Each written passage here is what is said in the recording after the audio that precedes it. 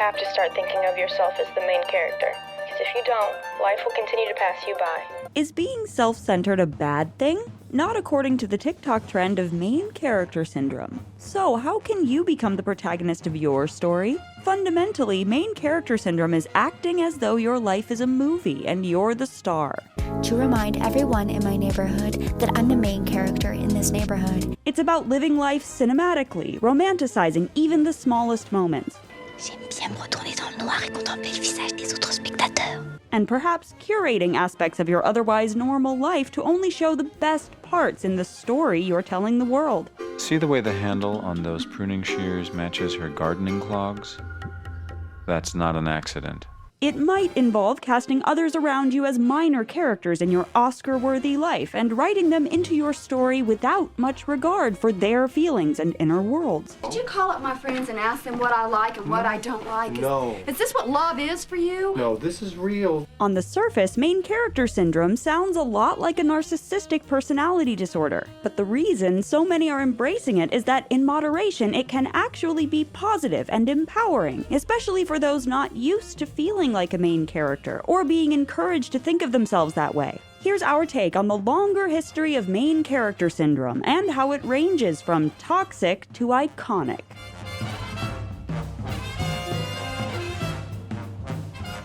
If you're new here, be sure to subscribe and click the bell to get notified about all our new videos.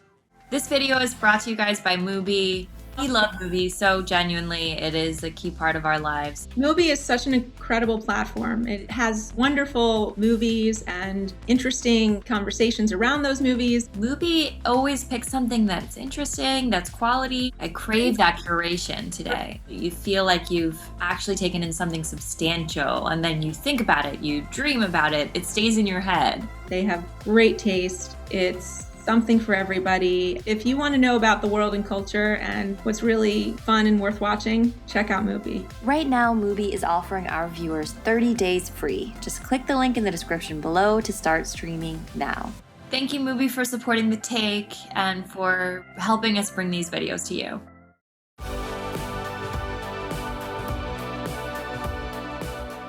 As viewers, we're used to identifying with the main character who's the focus of the story, but we might not always feel we measure up to the stars we see on screen, or that our lives would ever be the stuff a Hollywood movie is made of. So with the 2020 TikTok main character trend, users were encouraged to overcome that self-doubt and boldly imagine being the star of their own film. You have to start romanticizing your life.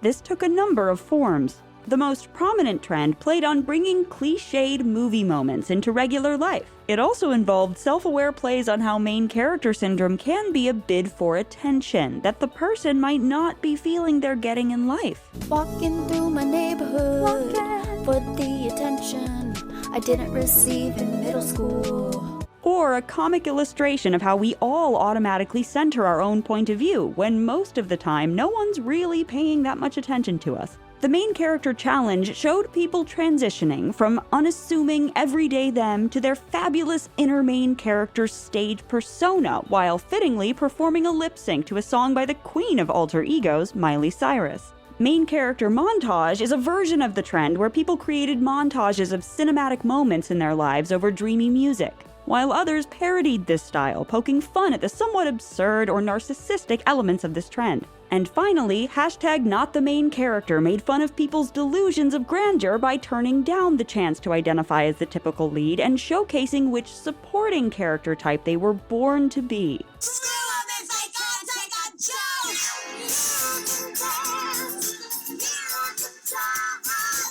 This also had the fun effect of giving some love to typically overlooked side tropes, and despite what the hashtag said, basically letting us imagine them as the protagonist. Whether done earnestly or satirically, the main character trend has a common theme: narrativizing your own life.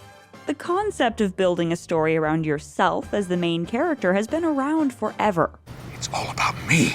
Much of the most rich and honest material in art comes from authors writing autobiographically, painters creating self-portraits, and musicians processing their personal, emotional experiences through song. As seen in our Taylor Swift TCU video, she's created an entire cinematic universe of her songs' connected narratives. In folklore, there are a lot of songs that reference each other or lyrical parallels. Centered on the trials and tribulations of a persona who's an ever-evolving variation on Swift herself.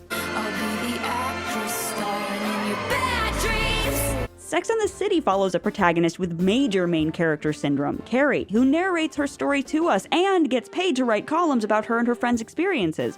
I had to wonder, are we the new bachelors? Is she narcissistic? Absolutely, but I wouldn't say she's malignantly narcissistic. The very concept of the main character trend is about emulating movies, but it's the movies about seemingly normal characters that actually show us how narrativizing your life can produce a special magic that you might otherwise feel is lacking. Being yourself is like not changing yourself to impress someone else. In 2001's Amélie Poulain's life is framed by a third-person narrator, as if she is imagining her existence from a distance through this beautiful storybook framing device. The narrator observes the small pleasures that make her life cinematic and romantic. Briser la croûte des crèmes brûlées avec la pointe de la petite cuillère et faire des ricochets sur le canal Saint-Martin.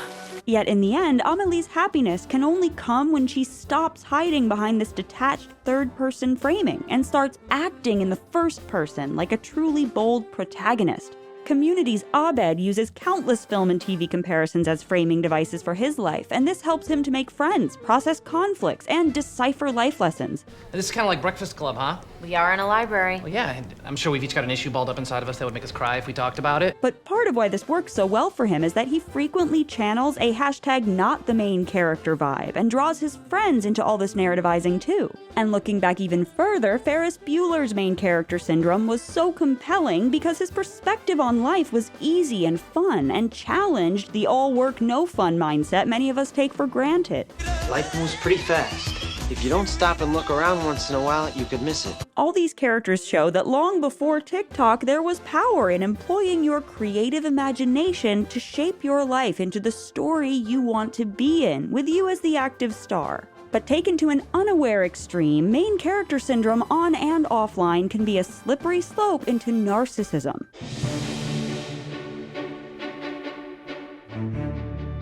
Even though a movie or TV protagonist is the center of the story we're watching, that doesn't necessarily mean they act like they're the center of the universe. In The Truman Show, unwitting reality TV star Truman Burbank didn't choose to be in the public eye. It's actually Truman's lack of grandiose self-importance that makes him so compelling a main character to his audience. You were real. That's what made you so good to watch. And when he discovers his life is being publicly broadcast against his will, he fights to escape and live a private life free of others' attention. By contrast, many if not most people today are wannabe Trumans, trying, often not that successfully, to attract audiences for their everyday lives. But jockeying to be the perpetual center of attention or believing the whole world revolves around you doesn't actually make you a protagonist, it makes you a narcissist. I'm gonna go do a lap, and this one is best when she flies solo. So you're gonna be okay? I live here. Okay. Main character syndrome actually has a number of shared traits with narcissistic personality disorder, including, from Mayo Clinic, having a sense of entitlement and an exaggerated sense of self-importance. The greatest star of them all. Needing constant, excessive admiration, expecting to be recognized as superior even without achievements that warrant it. I deserve it. Why? Because your parents are rich? Being preoccupied with fantasies about success, power, brilliance, beauty, or the perfect mate. Taking advantage of others to get what you want. Being envious of others and believing others envy you. Acting arrogant or haughty. I'm kind of a big deal.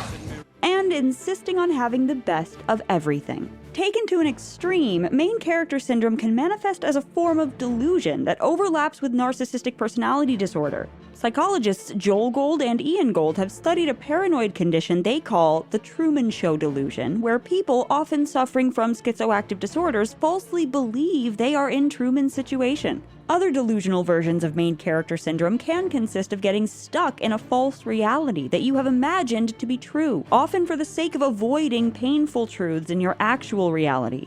Lorna in Orange is the New Black, who suffers from erotomania and other mental health disorders, convinces herself she's engaged to a guy she went on one date with, which leads to her stalking him and ending up in jail.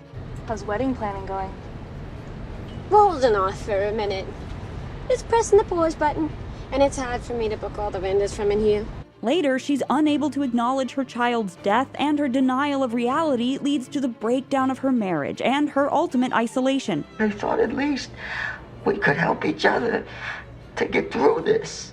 Well, you didn't leave the baby with my sister Franny, did you? The false stories she uses to rewrite the parts of her life that hurt make it impossible for her to maintain true connections with others, because this relies on a degree of shared reality. As Professor Phil Reed of Swansea University observes, mindfulness is about being aware of the realities of your present. In the case of main character syndrome, you are removing yourself from the reality by imagining it to be different than it is, or at least presenting yourself to be in a different reality than you are. 500 Days of Summer explores how main character syndrome can be an obstacle to love through hopeless romantic Tom. While he feels betrayed that his dream girl, Summer, doesn't want a relationship with him, his self-involved desire for an idealized relationship and quasi-delusional way of twisting reality push Summer away from him. I like you, Tom. I just don't want a relationship. Well, you're not the only one that gets a say in this. I do too. And I say we're a couple. God damn it. The film draws explicit attention to how the disconnect between Tom's imagination of his life and the facts in front of his face are the cause of his unhappiness.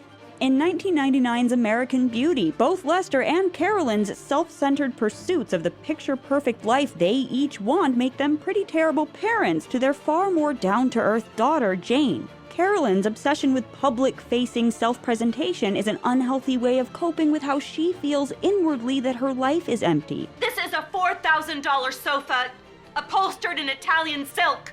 This is not just a couch. And Lester's main character syndrome is so strong that his narration managed to persuade audiences, critics, and the Academy to share in glamorizing his midlife crisis. 1970 Pontiac Firebird, the car I've always wanted, and now I have it. I rule! And daydreaming about preying on a teen girl while traumatizing his family. Sometimes, in stories of narcissists, the key moment of change comes when the character is faced with a humbling challenge that forces them to start thinking more about others. The lesson of the reformed narcissist's story is typically that if they stay on this path of total self-centeredness, they're doomed to live an unsatisfying, superficial life, or worse, be stuck in a literal time loop. The wretch, concentered all in self. Living shall go down to the vile dust from whence he sprung. But once they realize they're not the center of the universe, they're able to start actually living and loving life. Is there anything I can do for you today?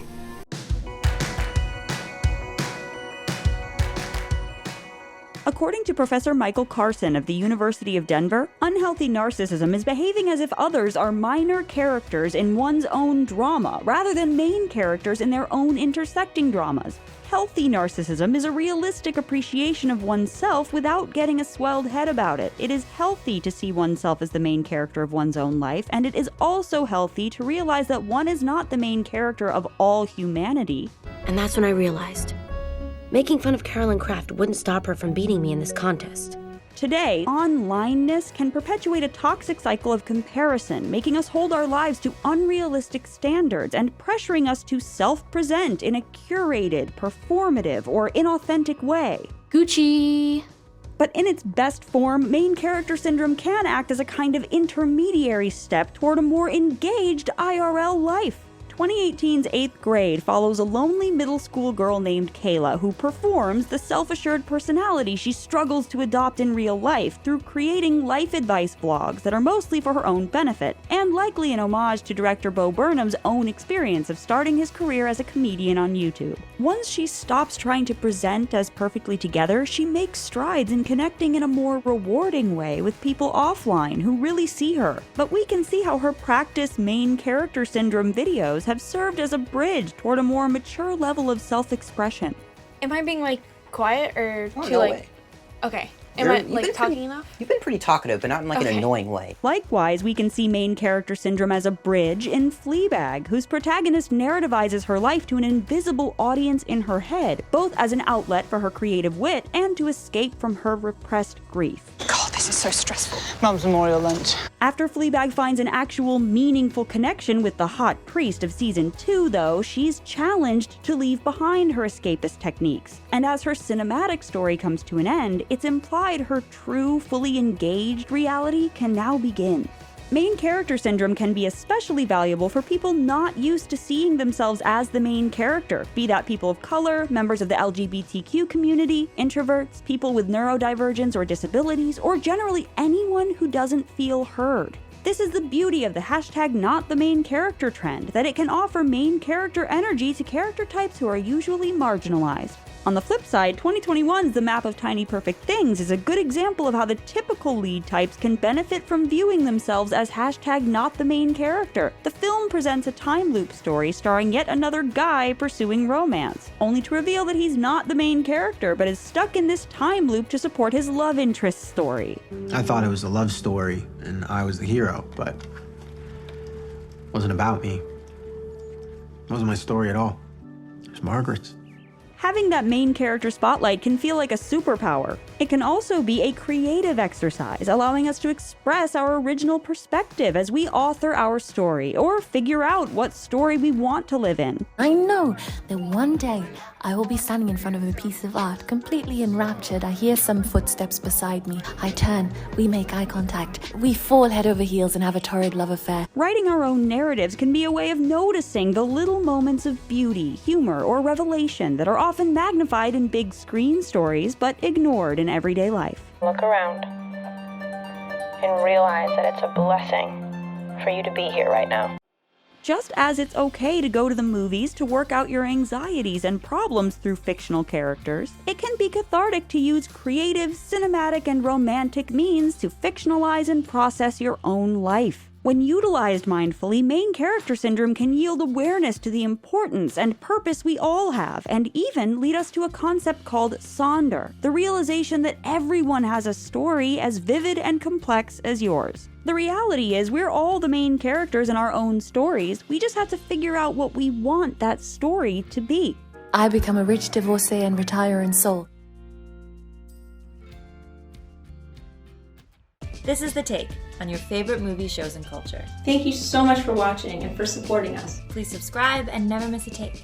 Thanks again to Mubi for sponsoring today's video. This month, if you need a break from self-involved humans, I recommend you check out Mubi's documentaries Double Bill. Hedy Honigman's Buddy and Los Reyes by Bettina Perut and Ivan Osnovikov are a celebratory reminder of how much our canine friends enrich our lives and how, frankly, we'd be lost without them.